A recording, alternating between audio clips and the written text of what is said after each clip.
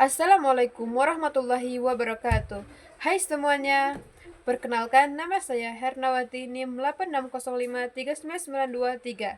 Saya berasal dari Universitas Terbuka Salut Tumatan 7. Saya membuat video ini untuk memenuhi tugas saya, yaitu dengan mata kuliah Filsafat Ilmu. Baiklah, kita akan membahas tentang peran filsafat ilmu bagi ilmu pendidikan. Pertama, filsafat ilmu berperan menguatkan eksistensi pendidikan. Artinya, filsafat menegaskan bahwa pendidikan itu benar-benar sebuah disiplin ilmu yang sah, yang memiliki objek kajian, ruang lingkup, dan tujuan yang jelas, sehingga pendidikan memiliki kedudukan yang kuat sebagai ilmu pengetahuan. Kedua, menjamin keilmiahan. Filsafat ilmu memastikan bahwa semua teori, metode, hingga penelitian dalam dunia pendidikan itu disusun secara logis, berurutan, sistematis, dan dapat dipertanggungjawabkan kebenarannya. Jadi, ilmu pendidikan itu bukan sekedar tebakan, tapi ilmu teruji kebenarannya. Ketiga, menanamkan nilai. Di sini filsafat mengarahkan supaya pendidikan itu tidak hanya sekedar menambahkan pengetahuan dari guru ke siswa, tetapi juga sekaligus menanamkan nilai-nilai kebenaran, kebaikan, dan kebijaksanaan. Peran pendidikan bagi perkembangan filsafat ilmu.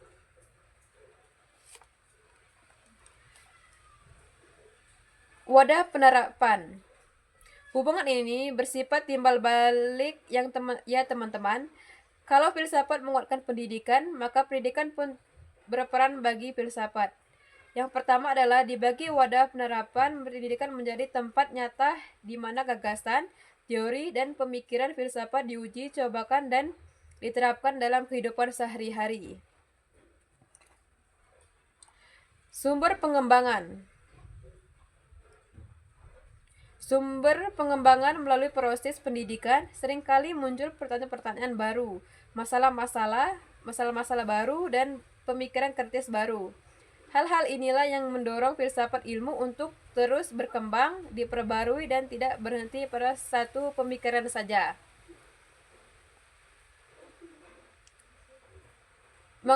Mengaktualisasikan nilai.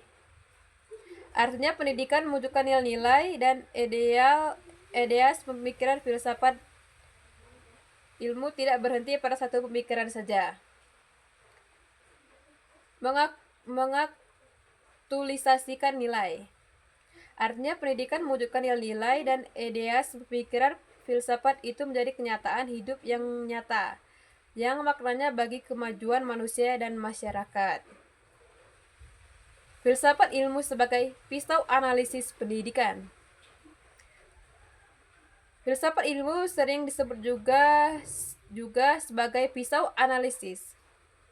Dalam pembedahan persoalan pendidikan, inilah dilakukan melalui 3 landasan utama, yaitu ontologi. Yang pertama adalah ontologi. Ini menjawab pertanyaan apa fungsinya untuk membedakan hakikat pendidikan itu sendiri, hakikat peserta didik, serta apa tujuan utama yang ingin dicapai dalam pendidikan. Jadi, kita jadi paham sebenarnya apa itu pendidikan. Yang kedua adalah epistemologi.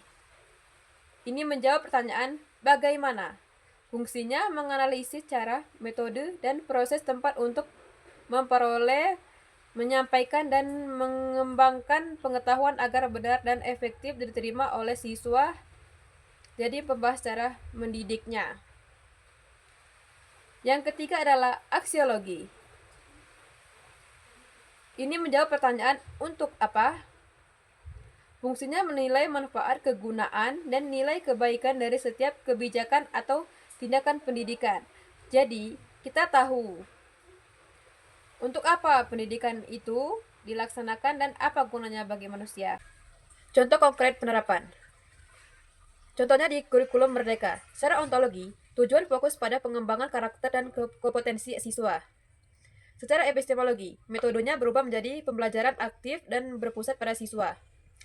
Dan secara aksiologi, tujuan menyiapkan siswa yang relevan dan siap menghadapi tantangan zaman. Dalam proses pembelajaran, mengajar, contohnya guru tidak hanya sekedar menyampaikan materi, tetapi mengajak siswa berpikir kritis, mencari kebenaran, dan memahami manfaat ilmu tersebut untuk kehidupan mereka kelak. Dalam kebijakan pendidikan, misalnya kebijakan pendidikan eksklusif. Kebijakan ini lahir dari pemikiran filsafat bahwa pendidikan adalah hak asasi manusia yang bernilai keadilan dan persamaan bagi semua orang. Kesimpulan, filsafat ilmu adalah pendidikan memiliki hubungan timbal balik yang erat dan tidak terpisahkan. Memberikan dasar, arah, dan nilai-nilai. Sedangkan pendidikan menjadi sarana penerapan dan pengembangan pemikiran tersebut demi kemajuan manusia.